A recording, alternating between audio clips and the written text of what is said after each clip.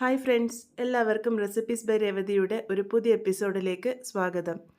ഒരു സ്പൂൺ എണ്ണ ഉപയോഗിച്ച് എല്ലാവരുടെയും വീട്ടിൽ സാധാരണഗതിയിലുള്ള കുറച്ച് ചേരുവകൾ കൊണ്ട് തയ്യാറാക്കിയെടുക്കാൻ വേണ്ടി പറ്റുന്ന നല്ലൊരു 4 മണി പലഹാരത്തിൻ്റെ റെസിപ്പിയുമായിട്ടാണ് ഇന്ന് ഞാൻ വന്നിരിക്കുന്നത്. ഈ ഒരു പലഹാരം ഉണ്ടാക്കാനായിട്ട് നമുക്ക് മാവ് കുഴയ്ക്കുകയോ അല്ല മസാല വഴറ്റേണ്ട ആവശ്യമോ ഒന്നും തന്നെയില്ല. പുറമേ നല്ല ക്രിസ്പി ആയിട്ടുള്ള ഒരു ലെയറും ഉള്ളിൽ നല്ലൊരു ഫില്ലിങ്ങോടും കൂടിയിട്ടുള്ള വളരെ ടേസ്റ്റി ആയിട്ടുള്ള ഈ ഒരു പലഹാരം എങ്ങനെയാണ് ഉണ്ടാക്കുക എന്നൊക്കെ നമുക്കൊന്ന് നോക്കിയിട്ട് വരാം. അപ്പോൾ ആദ്യം തന്നെ ഞാനിവിടെ ഇതിൻ്റെ ഫില്ലിംഗ് ആണ് തയ്യാറാക്കി എടുക്കാൻ വേണ്ടി പോകുന്നത്. അതിനായിട്ട് ഞാനിവിടെ ഉരുളക്കിഴങ്ങ് ഒന്ന് പുഴുങ്ങിയെടുത്തിട്ടുണ്ട്. മീഡിയം വലുപ്പത്തിലുള്ള 3 ഉരുളക്കിഴങ്ങ് എടുത്താൽ മതിയാകും. അപ്പോൾ അതാ ഇതുപോലെ ഒന്ന് ഉടച്ചു കൊടുക്കുകയാണ് ചെയ്യുന്നത്. കൈ ഉപയോഗിച്ച് തന്നെയാണ് ഞാനിവിടെ ഉടച്ചെടുത്തിരിക്കുന്നത്.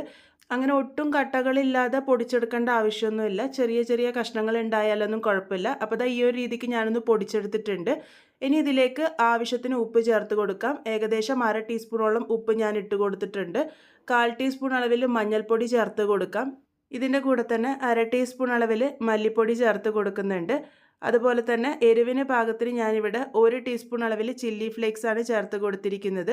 നിങ്ങൾക്ക് ഇതിന് പകരം മുളക് പൊടിയും പച്ചമുളകൊക്കെ ചേർത്ത് കൊടുക്കാവുന്നതാണ്. ഞാനിപ്പോൾ ഇവിടെ പച്ചമുളക് ചേർത്തിട്ടില്ല, അത് കുട്ടികൾക്ക് കടിക്കാൻ കിട്ടുന്നതുകൊണ്ടാണ്. അപ്പോൾ അത് ഇഷ്ടമുണ്ടെങ്കിൽ ചേർത്ത് കൊടുക്കുക, അല്ലാന്നുണ്ടെങ്കിൽ ചില്ലി ഫ്ലേക്സ് മാത്രം ചേർത്താലും മതി. ഇനി ഇതിൻ്റെ കൂടെ ചേർക്കാൻ വേണ്ടി പോകുന്നത് 1/4 ടീസ്പൂൺ അളവിൽ ജീരകത്തിൻ്റെ പൊടിയാണ്. അതുപോലെ തന്നെ ഒരു 1/4 ടീസ്പൂൺ അളവിൽ ഗരം മസാല കൂടെ ചേർത്ത് കൊടുത്തിട്ടുണ്ട്. പിന്നെ ഇവിടെ ചേർത്ത് കൊടുത്തിരിക്കുന്നത് 1/4 ടീസ്പൂൺ അളവിൽ ചാട്ട് മസാലയാണ്. ഇത് ഓപ്ഷനിലാണ്. ഇതില്ലാന്നുണ്ടെങ്കിൽ ഒരു 1/2 ടീസ്പൂൺ അളവിൽ ചെറുനാരങ്ങ നീര് ചേർത്താലും മതിയാകും.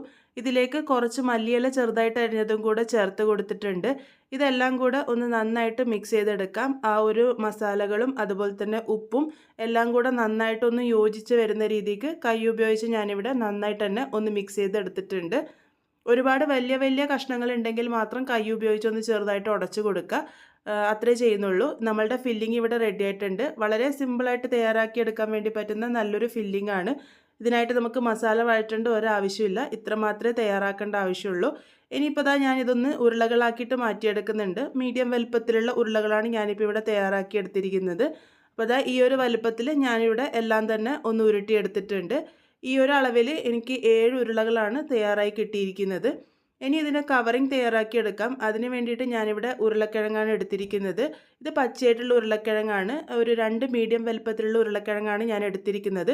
ഇതുപോലെ തൊലിയൊക്കെ കളഞ്ഞ് ഒന്ന് വെള്ളത്തിലേക്ക് ഇട്ട് കൊടുക്കാം. കളറ് മാറാതിരിക്കാൻ വേണ്ടിയിട്ടാണ് വെള്ളത്തിലേക്ക് ഇട്ട് കൊടുക്കുന്നത്.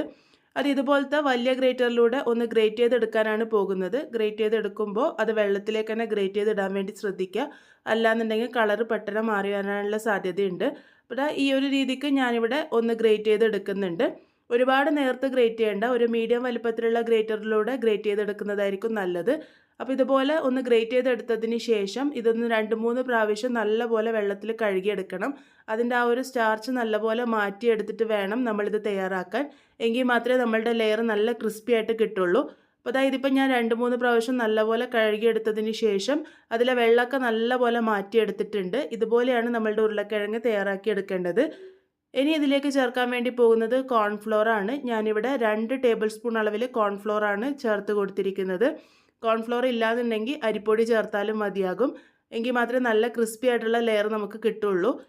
ഇനി ഇതിലേക്ക് ഉപ്പ് ചേർത്ത് കൊടുക്കാം. ഏകദേശം 1/2 ടീസ്പൂണോളം ഉപ്പ് ചേർത്തിട്ടുണ്ട്. പിന്നെ ഒരു 1/4 ടീസ്പൂൺ അളവിൽ ചില്ലി ഫ്ലേക്സും കൂടെ ഞാനിവിടെ ചേർത്ത് കൊടുത്തിട്ടുണ്ട്. ഇത് ഓപ്ഷനിലാണ്. ഇഷ്ടമുണ്ടെങ്കിൽ മാത്രം ചേർത്താൽ മതി. അല്ലാന്നുണ്ടെങ്കിൽ കോൺഫ്ലോറും ഉപ്പും മാത്രം ചേർത്താലും മതി. ഇതിനി ഒന്ന് നല്ലപോലെ മിക്സ് ചെയ്തെടുക്കാം. ഇത് നമ്മൾ തയ്യാറാക്കി എടുക്കേണ്ടത് എപ്പോഴാണോ പലഹാരം ഉണ്ടാക്കാൻ പോകുന്നത് അതിന് തൊട്ട് മുന്നേ മാത്രമാണ്. ഇത് നേരത്തെ ഉണ്ടാക്കി വെച്ച് കഴിഞ്ഞാൽ അതിൽ നിന്ന് വെള്ളമൊക്കെ ഇറങ്ങി വരും. ഉപ്പും കൂടെ ചേർത്ത് കഴിഞ്ഞാൽ ഉരുളക്കിഴങ്ങിന് നല്ലപോലെ വെള്ളം ഇറങ്ങി വരും. അതുപോലെ വെള്ളം ഇറങ്ങി വന്നു കഴിഞ്ഞാൽ നമുക്ക് ഈ ഒരു പലഹാരം ആ ഒരു കറക്റ്റ് രീതിയിൽ തയ്യാറാക്കി എടുക്കാൻ വേണ്ടി പറ്റില്ല.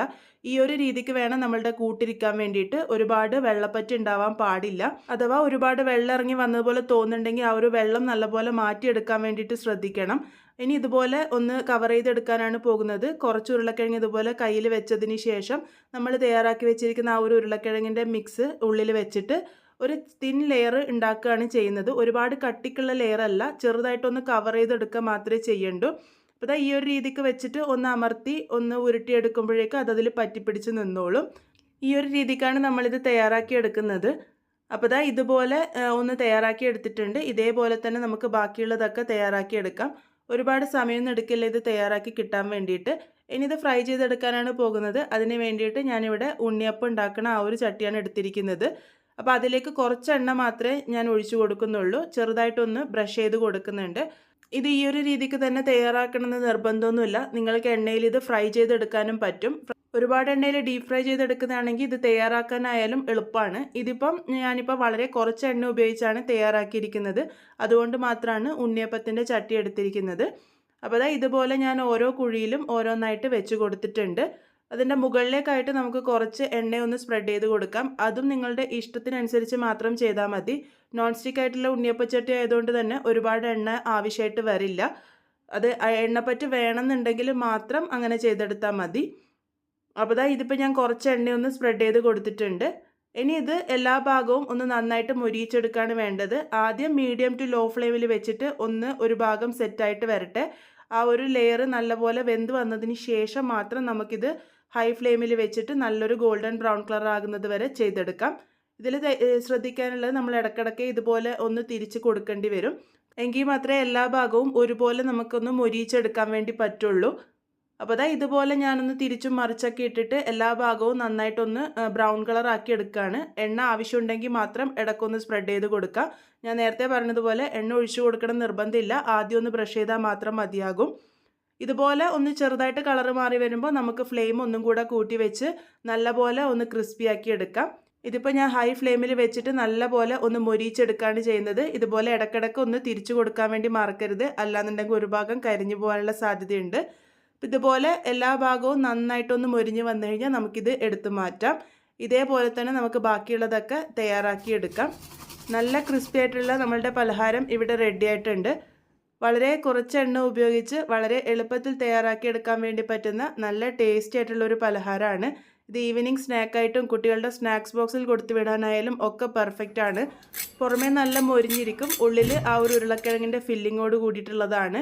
നല്ല ചൂടോട് കൂടിയിട്ട് സെർവ് ചെയ്യുക. ഇതിൻ്റെ ചൂട് മാറുന്തോറും അതിൻ്റെ ക്രിസ്പിനെസ്സും ചെറുതായിട്ട് കുറഞ്ഞു വരും. അപ്പോൾ ഇത്രേ ഉള്ളൂ. വളരെ സിമ്പിളായിട്ട് തയ്യാറാക്കിയെടുക്കാൻ വേണ്ടി പറ്റുന്ന ഈ ഒരു പലഹാരം നിങ്ങളെല്ലാവരും ട്രൈ ചെയ്ത് നോക്കുമെന്ന് പ്രതീക്ഷിക്കുന്നു. ട്രൈ ചെയ്തതിന് ശേഷം നിങ്ങളുടെ ഫീഡ്ബാക്ക്സ് കമൻറ്റ് ബോക്സ് വഴി അറിയിക്കാൻ വേണ്ടി മറക്കരുത്. വീണ്ടും ഒരു നല്ല റെസിപ്പിയുമായി വളരെ പെട്ടെന്ന് തന്നെ കാണാം.